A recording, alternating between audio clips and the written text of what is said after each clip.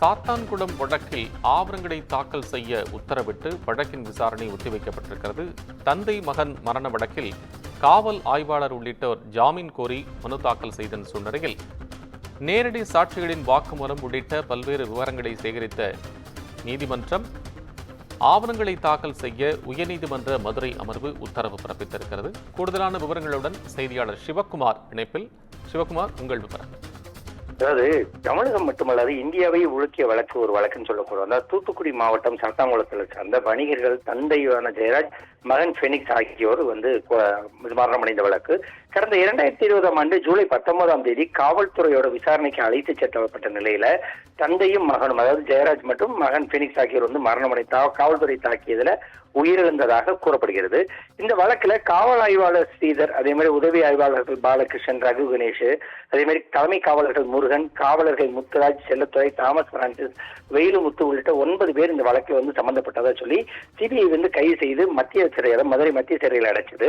9 பேர் மீது அந்த குற்றம் சாட்டப்பட்ட அந்த 9 பேர் மேல ஏற்கனவே சிபிஐ தரப்புல குற்றப்பத்திரிகை தாக்கல் செய்யப்பட்ட நிலையில மதுரை மாவட்டம் 1வது கூடுதல் நீதிமன்றத்தில் கடந்த 4 ஆண்டுகளுக்கு மேல அந்த வழக்கு நடைபெற்று வருதுங்க. இந்த வழக்குல கைது செய்யப்பட்டு மதுரை சிறையில் உள்ள காவல் ஆய்வாளர் ஸ்ரீதர் உயர்நீதிமன்ற மதுரை கிளையில ஒரு மனு தாக்கல் செஞ்சிருக்கிறாரு. அதுல மனுவின் சாட்சிகள் அனைத்தும் விசாரிக்கப்பட்டிருக்குது, எனவே ஜாமீன் வழங்கணும்னு சொல்லி அந்த மனுவை கோரி இருந்தாரு. இந்த வழக்கானது நீதிபதி சக்திவேல் முன்னால இன்னைக்கு விசாரணைக்கு வந்தது. அப்போ மனுதாரர் தரப்புல 5 ஆண்டுகளாக ஜாமீன் கொடுக்காமல் சிறையில் வாடுவதாகவும் இந்த வழக்கில் முக்கிய சாட்சிகளை விசாரித்து குறுக்கு விசாரணை நடத்திவிட்டனர் தெரிவிச்சிருக்கிறாங்க. மனுதாரர் வழக்கு விசாரணையின் போது அவரே குறுக்கு விசாரணை நடத்தி வருகிறாரனோ, எனவே அவர் மனு தயாரிக்கும் பணியில ஈடுபடணும், எனவே அவருக்கு மனுதாரருக்கு ஜாமீன் அல்லது 3 மாத இடைக்கால ஜாமீன் வழங்கணும்னு சொல்லி கோரியிருந்தாங்க. இதனை தொடர்ந்து சிபிஐ தரப்புல வழக்கு நிறைவடையும் தருவாயில இருக்குது, அதனால வழக்கு விசாரணையை 2 மாதத்துல விசாரிச்சு உத்தரவிடணும்னு சொல்லி ஏற்கனவே மதுரை உயர்நீதிமன்றம் உத்தரவிட்டு இருக்குது.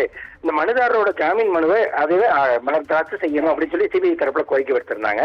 இதை தொடர்ந்து நீதிபதிகள் என்ன சொன்னாங்கன்னா, தற்போது இந்த வழக்குல எந்த உத்தரவும் பிறப்பிக்க இயலாது அப்படின்னும், இந்த வழக்கில் முக்கிய நேரடி சாட்சிகள் மற்றும் வாக்குமூலங்கள் மற்றும் குறுக்கு விசாரணை நடைபெற்ற ஆவணங்களை மனுதாரர் விரைவில் தாக்கல் செய்ய உத்தரவிட்டு வழக்கு விசாரணையை தற்போது ஒத்தி வச்சிருக்கிறாங்க. கோபாலகிருஷ்ணன்,